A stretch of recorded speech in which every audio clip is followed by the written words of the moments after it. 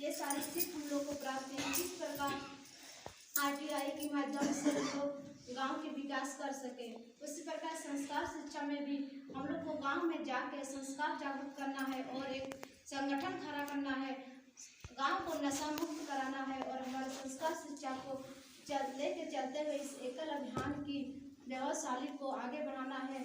लोग हम पहले से संकल्पित रहे हैं और हम सबों का यह अनुभव है कि समाज हमें स्वीकार किया है, क्योंकि हम समाज में ही जीते मरते हैं। समाज के लिए जीना मरना अलग है, समाज में रह के जीना मरना अलग है। तो हम समाज के लिए तो संकल्प ले ही लिए थे, लेकिन समाज में हमको जीना मरना है। हमारे सामने विराजमान भारत माता, सरस्वती माता, हम सबों ने विवेकानंद जी को याद किया है। सबों को प्रणाम करते हुए, गिरडी की इस पवित्र भूमि को प्रणाम करते हुए, मंच पर आसीन हमारे सभी गणमान्य लोग, सबों का परिचय आ चुका है, इसके अलग से नाम लेने का जरूरत नहीं लगता। आप सभी का कर्ता बंधु मौजूद हैं। आप सब आज के बाद 3 महीने के लिए ग्राम संन्यास पे जाने वाले हैं। मोटा मोटी 8 महीना से हम लोग कोरोना पीरियड में थे, अपने गांव घरों में रह कर के ही काम कर रहे थे।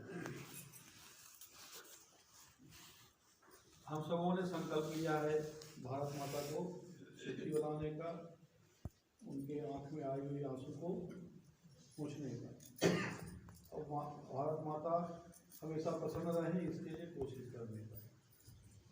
भारत माता का कोई चित्र नहीं है, कोई उनका स्वरूप नहीं है, स्वरूप फिर क्या है जो हम देखते हैं कि उनका आकार प्रकार चित्र में वही है। हम सब मानते हैं हम सब मिलके ही भारत माता है। अर्थात 3 महीने जब हम गांव में जाएंगे तो उस गांव के हर व्यक्ति को, हर वस्तु को भारत माता समझते हुए ही उन्हीं को प्रणाम करना है और उनको सुखी रखने का प्रयास करना है। हम सब अपने गांव छोड़ के दूसरे गांव में जा रहे हैं, 3 महीने रहने वाले हैं। हमें 3 महीना कौन रखेगा? तभी रखेगा जब उस गांव में हम अपना वैसा व्यवहार करेंगे। और हमारा यही आदर्श है। 25 दिन नहीं है और गांव को रखनी पड़ेगी। लेकिन अच्छी बात यह है कि धीरे धीरे यह कोरोना का दंश है वह धीमा पड़ रहा है। और जब बहुत कठिन समय था उस समय हम लोगों ने गांव में काम किया। लॉकडाउन के समय में गांव में सावधानियां रखने का, गांव के लोगों को जागरूक करने का, गांव में एजुकेटिंग करवाने का, बाहर से लोग आए हुए थे उनके लिए क्वारंटाइन करवाने का व्यवस्था, ये सब हम लोग किए। पूरे देश में हम लोगों ने केवल अपनी बहनों के द्वारा 22.5 लाख मास्क बनवा के हम लोगों ने वितरित किया है, अकाउंट वितरित किया है। काढ़ा पिलाना हम लोगों ने शुरू किया था। सब अनुभव है हमें। जब जैसा स्थिति समाज में बनती है वैसा हम अपना कार्यक्रम लेते हैं। कुछ तो समसामयिक स्थिति में कार्यक्रम लेने पड़ते हैं, कुछ हमारे अस्थायी काम हैं, वो काम बाधित नहीं होने चाहिए। कोरोना पीरियड में भी हम बच्चों की पढ़ाई बंद नहीं किए, उसका स्वरूप बदला था। एक साथ नहीं बैठ सकते थे, इसलिए हम लोगों ने उसको योग अभ्यास के रूप में उसको ढाले। जिस गांव की जैसी स्थिति थी, जैसे आप थे वैसा काम हुआ। जैसे आप थे कहने का मतलब जितनी आपकी सक्रियता थी उतना ही काम हुआ। तो अंतिम बात यही है कि जो कुछ भी होता है वो आपके कारण से होता है, आप जैसा होते हैं उतना ही होता है। यह हमेशा याद रखिए। वहाँ भारत माता के प्रहरी आप ही रहते हैं। जितना आप कर पाइएगा उतना होता है, जो नहीं होता है। अभी जो अनुभव कथन में वो बहन बताई 5 विषय हमारे हैं, तो 5 विषय एकल विज्ञान के हैं। शिक्षा का छोटे बच्चों की पढ़ाई है। हम पढ़ाई में भी उसे एक आदर्श व्यक्ति बनाने के लिए पढ़ाते हैं। आज की स्थिति ऐसी है, हर गांव में विद्यालय सरकार के भी खुल गए, प्राइवेट स्कूल खुल गए। फिर भी आज एकल विद्यालय की जरूरत है, या हम सभी लोग महसूस करते हैं, समाज महसूस करता है, तभी तो आपका विद्यालय चलता है। तो जो आपकी विशेषता है वह विशेषता क्या है? वह विशेषता है आप संस्कार के साथ उस बच्चे को जोड़ते हैं। आप उस बच्चे को राष्ट्रीयता के साथ जोड़ते हैं, उस बच्चे को स्वावलंबन के साथ जोड़ते हैं, उस बच्चे को आप स्वाभिमान के साथ जोड़ते हैं और बच्चे को ऐसा व्यक्तित्व निर्माण करना चाहते हैं कि वह बच्चा गांव में रह करके भी स्वाभिमान पूर्वक जी सके। सब गांव छोड़ना बन जाए, गांव छोड़ के भागना ही ना अभ्यास में हो। तो यह हम लोग कोशिश करते हैं। यह हमारी शिक्षा की विशेषता है। खेल खेल में सुरक्षा और उसमें प्रगति होनी चाहिए। इसके लिए हम 2 तरह कार्यक्रम करते हैं। गांव में पर्यावरण जागरण का काम तो लेते ही हैं, साथ ही हर वर्षा ऋतु में हर बच्चा एक पौधा लगावे, ये भी हम लोग कोशिश करते हैं। और ग्राम विकास में हम लोग फलदार पौधे लगाने की कोशिश करते हैं। पोषण वाटिका रस निकालते हैं, हर के घर में पोषण वाटिका लगे। यानी हर व्यक्ति के घर में इतना कुछ जरूर हो कि उसके घर में प्रतिदिन का कम से कम हरी सब्जी, हर सीजन के फल उसको मिलने चाहिए, तभी तो कुपोषण से दूर होगा। नहीं तो आज कुपोषण की स्थिति ऐसी है देश में कि हम पूरे दुनिया में 132वां पोजीशन पर हैं। 180-85 देशों की सूची में हमारी सूची आती है 132-35 पर। तो कहाँ नीचे हम हैं? बहुत बड़े देश, बहुत बड़ी जनसंख्या, बोलने में अच्छा लगता है, लेकिन सबसे नीचे हम हैं। इसलिए है कि हम उसके प्रति जागरूक नहीं हैं। गांव के लोग कुपोषित हों ये तो किसी को समझ नहीं आता, क्योंकि उनके हाथ में हुनर है, उनके पास मिट्टी है, उनके पास जानवर है, फिर भी ऐसा है। इसलिए है हम उसके प्रति न्याय नहीं करते और हम अपने मूल बातों को छोड़ के दूसरे के बातों में लग गए। जो दूसरा चीज समझा दिया हम उसमें फंस गए। तो एकल अभियान पुनः अपनी सब पुरानी चीजों को सही राम जी की सेना बन के हमको क्या करना है, और यही सेवा का तरीका है, तो बैठ के ऐसा कर रही हो। तो सबको सावधान होना पड़ेगा ना, सैनिक ऐसे नहीं होते। तत्व में तो पाकिस्तान घुस जाएगा भारत पे, असावधानी कभी भी ठीक नहीं होती। ठीक है, तो मैं कह रहा हूं कि हमें गांव में सभी हमारे पुरानी चीजें थी जो जीवन के आधार से उसको पुनः स्थापित करने पड़ेंगे। हमारी सारी परंपराएं खत्म हो गई। परंपराएं केवल जीवन में शादी विवाह परंपरा नहीं होती। संस्कार केवल बाप पिताजी को पैर छूकर प्रणाम कर लिए बच्चे, वही संस्कार नहीं होता। आप जो संस्कार शिक्षा हम लोगों ने लिया है, ये राम जी की कहानी सुना देने से संस्कार पूरा नहीं हो जाता। संस्कार वह है जो अपनी संस्कृति के हर चीजों को संरक्षित रखे, वह संस्कार है। हमारी संस्कृति के जो पहचान है, जो मान बिंदुएं हैं, वो सब हमको सुरक्षित करने हैं। क्या है हमारी संस्कृति? हम कृषि संस्कृति के लोग हैं, हम जंगल संस्कृति के लोग हैं, हम नदी संस्कृति के लोग हैं, हम जानवर संस्कृति के लोग हैं। अब ये सब के मिला करके कृषि संस्कृति बोलते हैं। इसीलिए कहते हैं भारत कृषि प्रधान देश है और हमारा मूल जीवन पद्धति कृषि आधारित है। कृषि मतलब खेती। अब खेती बगैर जानवर के होता नहीं, होता है क्या? नहीं। बगैर बैल का, बगैर गाय का नहीं, बगैर हल जोते होगा क्या? नहीं। तो हमें तो जानवर को सुरक्षित रखने पड़ेंगे ना। कहां से आएगा जानवर, कहां से आएगा बछड़ा? आएगा तो गाय से। गाय की दुर्दशा क्या है आज? दुर्दशा यह है, या तो खाए बगैर मर रही हैं, या फिर यदि दूध नहीं देने लगी तो उसको हम लोग कसाई के हाथ। हर दिन अखबारों में हम लोग रांची रहते हैं, देश के किसी कोने में रहे, गिरिडीह के क्षेत्र से कहीं न कहीं आती जाती है सूचनाएं अखबारों में, टीवी में।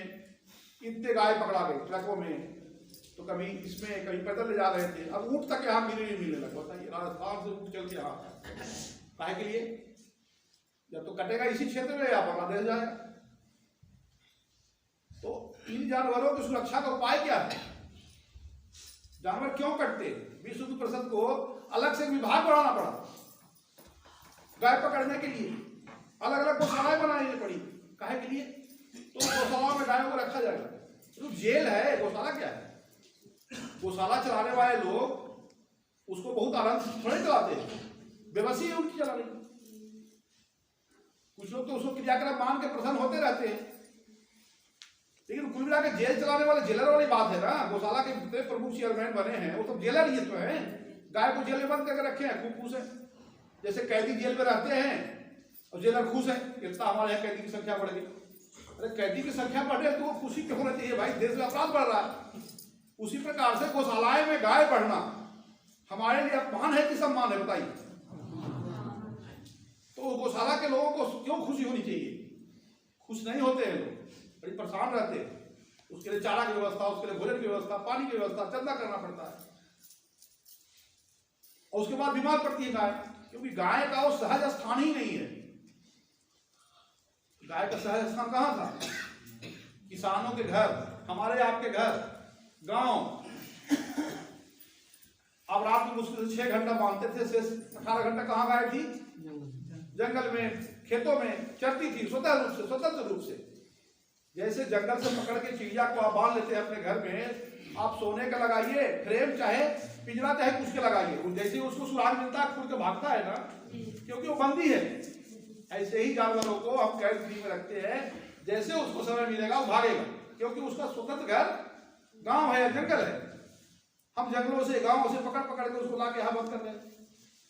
लेकिन बंद करने वाले लोग दोषी नहीं है ना, वो तो सेवा कर रहे हैं, नहीं तो काट भी जाते हो।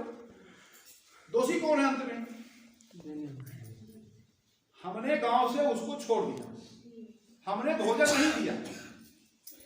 जब तक उसका उपयोग था तब तक दूध दिया, हम उसका सम्मान किए, और उसके बाद तो बार बार बोलते हैं भारत माता की जय, गौ माता की जय भी बोलते हैं ना। धरती माता, गौ माता, सब माता की जय बोलते हैं। तो गाय यदि माता है तो माता को हम ऐसी बूढ़ी माता को बाहर छोड़ देते हैं क्या? लेकिन हमारे क्षेत्र में हो रहा है ना। जिम्मेवार कौन? हम ही तो हैं। तो हम केवल आर्थिक दृष्टिकोण से, आर्थिक मशीन है गाय, जब तक तो पैसा दिया तब तक तो माँ हमारी बगैर कमाने वाली होगी, नौकरी पैसा नहीं करने वाली होगी, तो उसको हम खिलाने दे देंगे, हत्या करेंगे। आज वो भी हो रहा है। जिस तरह से गाय पर अत्याचार बढ़ा, उसी तरह से घर परिवारों में भी माँ बाप को लोग काट के फेंक दे रहे हैं, घर से बाहर कर दे रहे हैं। जैसे गाय के लिए गौशाला बना है ना, और छोटे बच्चों के सोबार प्रणाम, सोबार प्रणाम, हे मातृभूमि तुझे सोबार प्रणाम, हे मातृभूमि तुझे सोबार प्रणाम। वन उपवन की कलिया करती है गुणगान, वन उपवन की कलिया करती है गुणगान। वीरों के इस खून से सींचे यह धरती बलिदान, यह धरती बलिदान। सोबार प्रणाम, सोबार प्रणाम, हे मातृभूमि तुझे सोबार प्रणाम। जग के कोने कोने में फैले हमारा ज्ञान विज्ञान, जग के कोने कोने में फैले हमारा ज्ञान विज्ञान। सारी दुनिया को बता दो मेरा देश महान, भारत देश महान। सोबार प्रणाम, सोबार प्रणाम, हे मातृभूमि तुझे सोबार प्रणाम, सोबार प्रणाम। होता है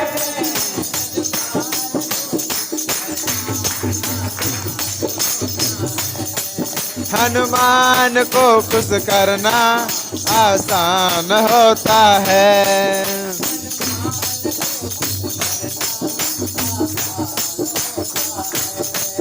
हनुमान को खुश करना आसान होता है।